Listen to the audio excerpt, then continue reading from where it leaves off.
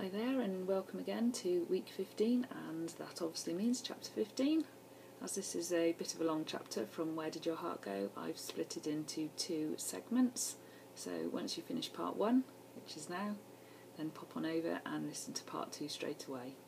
Anyway, let's get started. Walking past the door of the bedroom on Sunday, I listened to the music floating through. I had to admit that the charts left me cold. Charlotte was forever teasing me when I professed to not knowing who certain rap artists were. I paused as Adele's Skyfall came on.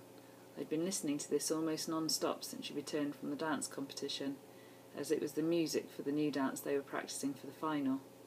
If they were lucky to be the top 2 chosen acts, then the grand final was being held in London, and I had to admit to looking forward to a weekend away in the capital. "Charlie, you hungry yet?" I asked as I turned the knob and pulled it open. I watched silently as the last few chords faded and my daughter sank down on the floor in the perfect splits. "Does it look okay?" she asked through her gasps. "Well, from the last few moments that I saw, it looks fabulous. You'll be on Strictly Come Dancing before long," I teased.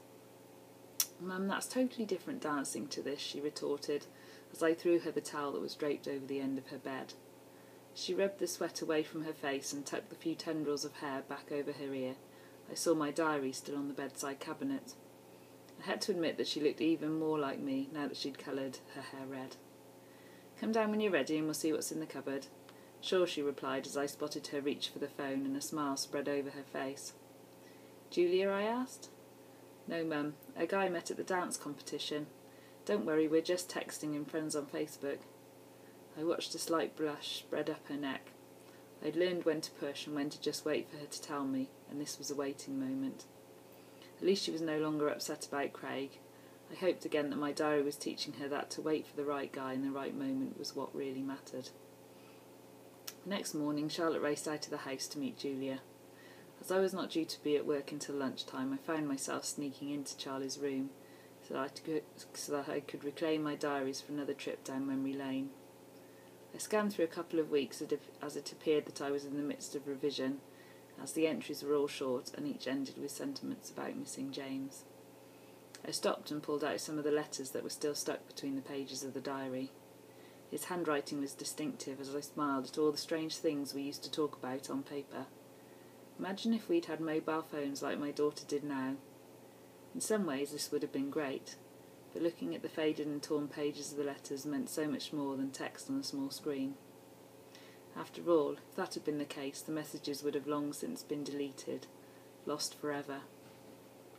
I held the one letter up to my nose as I remembered that James used to spray them with aftershave, after I'd sent mine sprayed with my perfume. Perhaps I imagined that I could still smell the faint scent of him, and with it my memories. Then I found the next dates when I'd been lucky enough to escape for a long weekend with him. As I started to read, I realised it was the weekend when his parents had gone away. So I carried the diary and retired to my favourite rocking chair.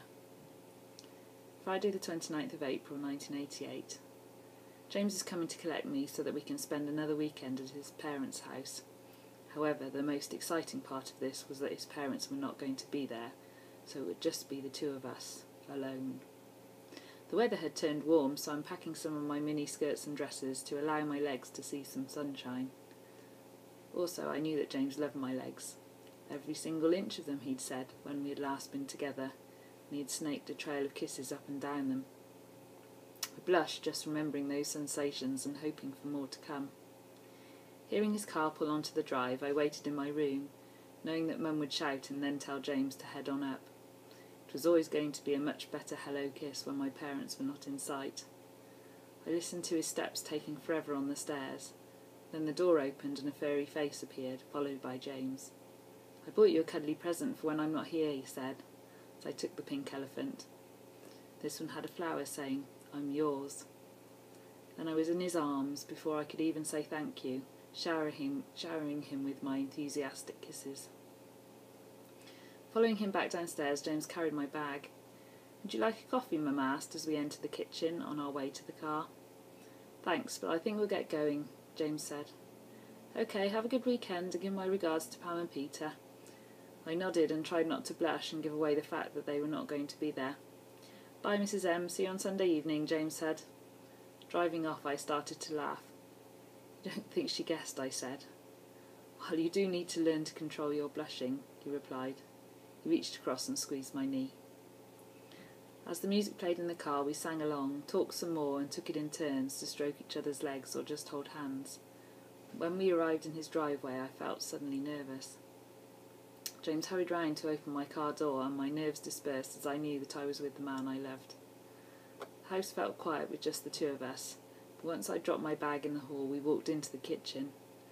I hopped up onto the worktop whilst we waited for the kettle to boil. My blood reached boiling point far quicker than the kettle, as James took my head in his hands and fitted his body between my dangling legs, and we kissed, long and hard and deep. Then he just lifted me up and carried me into the lounge, where we settled onto the sofa, drinks forgotten in the heat of our embrace. I love this skirt, he said, as it rode up my legs, revealing more and more skin, as I sat astride him and his fingers trailed their way up and down my smooth skin. The hours ticked by as we rediscovered each other. However, my stomach soon started to growl with hunger of a different kind. "Shall we order takeaway?" James asked. "Yes, please," I sighed as we managed to pull our lips away from each other's. As James grabbed the phone to order, I went upstairs and placed my bag in his room. I loved that he'd cleaned it, and he smelt of polish more than of him. And I noticed that he had a copy of Top Gun on video lying on the shelf. I picked it up and returned to the lounge. "Can we watch this?" James smiled and grabbed it from my hands. "Yes, so long as you don't drool over Tom all night." "Deal," I replied. "Anyway, I don't want to let you out of my sight now that we're together." Pizza arrived and we settled onto the sofa and watched the film together for the first time. It was his favourite film and fast becoming mine. When the love scene started and the familiar lilting melody of Take My Breath Away began, I looked at James just as he glanced over at me. "Shall we?" he asked as he pulled me into his arms. The rest of the film played on in the background as we kissed and then let our hands wander. Firstly over our clothes, but then as the intensity increased, my top was on the floor, followed shortly by my bra and James's t-shirt and jeans. Lastly my skirt, which hadn't been covering much anyway. And feeling incredibly confident, I pulled away and leapt off the sofa. "Come and catch me," I giggled as I ran quickly through the room and up the stairs. I only just made it to his room before he grabbed me from behind and started to tickle me like crazy, before he pinned me down on the bed and the tickles became caresses. We disappeared beneath the duvet and continued to explore as I took the initiative and removed his boxer shorts so that I could stroke him again. I was so caught up in the moment that I almost didn't feel his fingers as they ran over the lace of my knickers. "Can I?" he asked cautiously. Oh my God. Half of me wanted to say yes, but the other half was terrified. "It's okay if you don't want me to," James breathed as he ran his hands through my hair. "Oh, I'm sorry, I'm letting you down," I mumbled as the tears started to slip down my cheeks, and I tried to turn away from him, but he wiped them away and kissed me so that I soon forgot. "I love you, Stephanie, and I will wait for as long as it takes." "I love you too, James, and I want to experience this with you, but I'm so scared. I've never done this before. What if I disappoint you?" "Believe me, you could never disappoint me." Happy again, I relaxed back into his embrace, and as it was late, we fell asleep together, curled up. So that's the end of part 1. Part 2 coming shortly.